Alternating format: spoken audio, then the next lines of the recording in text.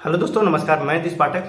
और दोस्तों, जैसा कि मैंने कल की वीडियो में आप सभी को बताया था कि मैंने एसएससी सीजीएल 2021 के प्रीलिम्स में कैसे जीएस के सेक्शन में 40 आउट ऑफ 50 स्कोर किया था।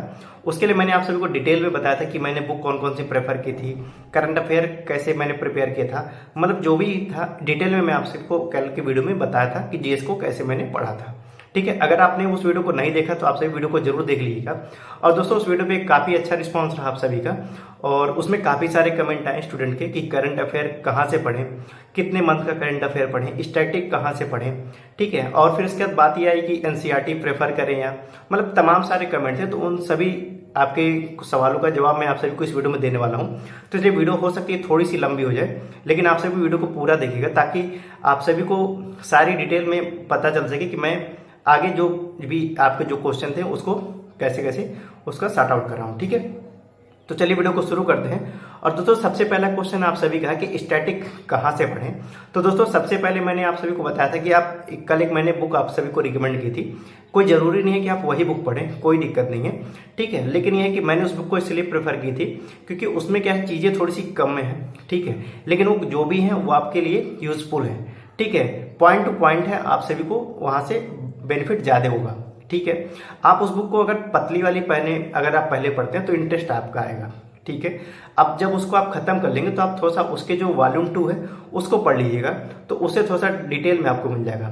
लेकिन अगर आपको पढ़ने की और इच्छा है तो आप उसको दूसरा जो वॉल्यूम 3 है, जो सबसे मोटी वाली उसकी बुक है, आप उसको पढ़ लेंगे तो आपका और चीजें पूरी डिटेल में क्लियर हो जाएंगी। ठीक है, ये हो गई। मैंने मनोहर पांडे के अरिहंत पब्लिकेशन की बुक आप सभी को रिकमेंड की थी। कोई जरूरी नहीं है कि आप उसी को पढ़ें, आप कोई भी पढ़ सकते हैं। ठीक है, आप मतलब अलग अलग से हिस्ट्री अलग से पढ़ सकते हैं, पॉलिटी अलग से पढ़ सकते हैं। ठीक है, हिस्ट्री में भी आप हर चीज को एंशियंट, मिडवल और मॉडर्न जो है आप अलग अलग से पढ़ सकते हैं, कोई दिक्कत नहीं है। ठीक है, सबका अपना अपना एक पॉइंट ऑफ व्यू होता है। लेकिन मुझे जो अच्छा लगा, मैंने काफी लूसेंट भी मैंने पढ़ा। ठीक है, एक धनकर पब्लिकेशन की सार संग्रह आती थी, उसको भी मैंने देखा था। ठीक है, लेकिन चीजें उस वे में नहीं दिखी जैसा कि एक चाहिए होता है। वैसे भी जीएस देखे किसी को जल्दी याद नहीं होता है। ठीक है, दूसरी चीज क्या है कि और थोड़ा सा बोरिंग भी लगता है, लेकिन आप अगर सिस्टमेटिक वे में उसको अगर आप पढ़ेंगे तो आपको काफी सारे पॉइंट क्लियर होंगे और उसमें इंटरेस्ट भी आपको आएगा जीएस के सेक्शन में।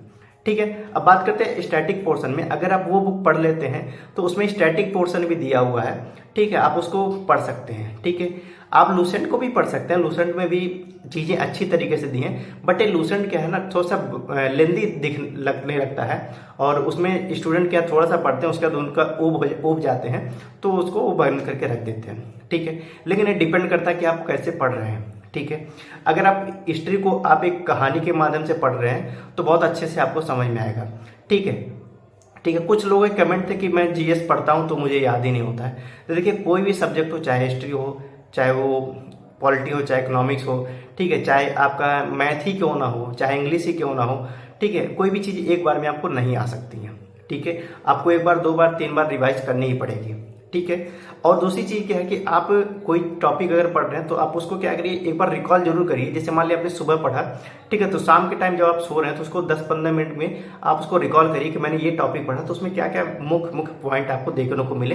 या फिर जो भी आप एक बार सोचिए कि मतलब जो मैंने पढ़ा है कि वो क्या पढ़ा है। ठीक है, ठीक है, अब स्टैटिक में मैंने बता दिया कि आप उस बुक को पढ़ लेंगे आपको स्टैटिक मिल जाएगा। आप चाहे लूसेंट को पढ़ लेंगे, वहां पे स्टैटिक मिल जाएगा।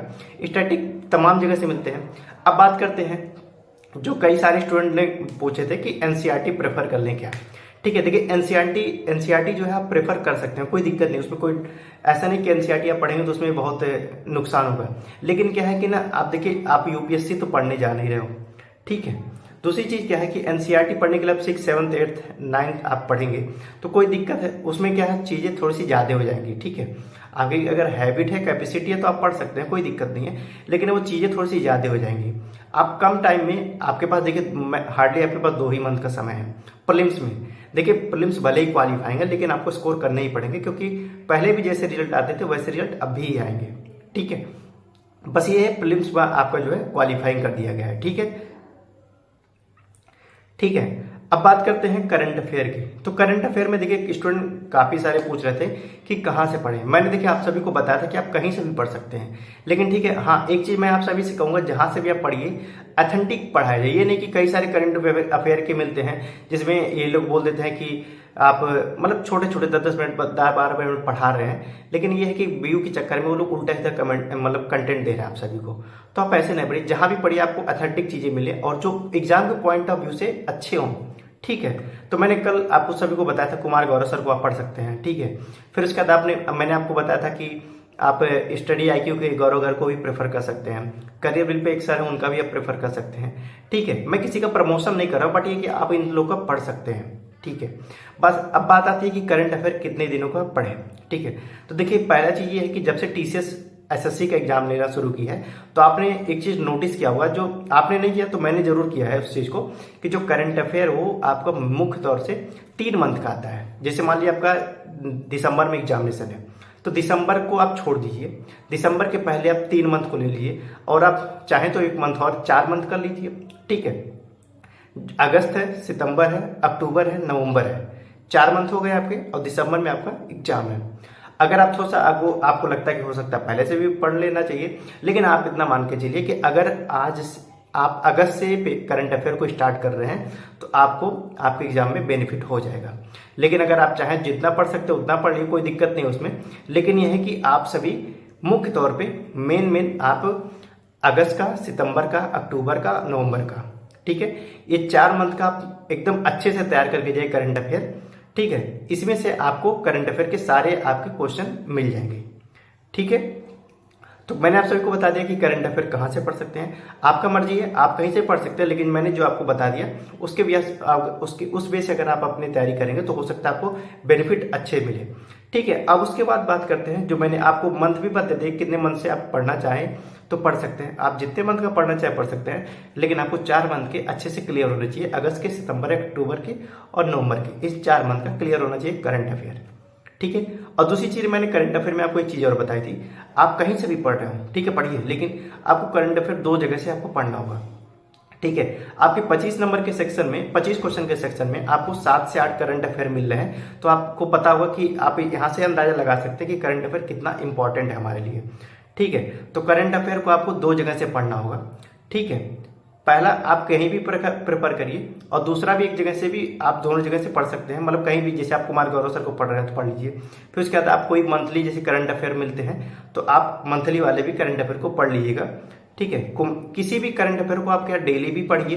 ठीक है, फिर जब एग्जाम टाइम आया तो उसको मंथली भी पढ़िए। अगर किसी मंथ का आपका डेली वाला कंप्लीट हो रहा है तो अगर उस चैनल पे उसका मंथली पढ़ा है तो मंथली पढ़िए। साथ ही साथ आप किसी और चैनल का जो अच्छा पढ़ाता हो, अच्छा कंटेंट देता हो, आप वहां से क्या नाम है उसका मंथली करंट अफेयर देख लीजिए।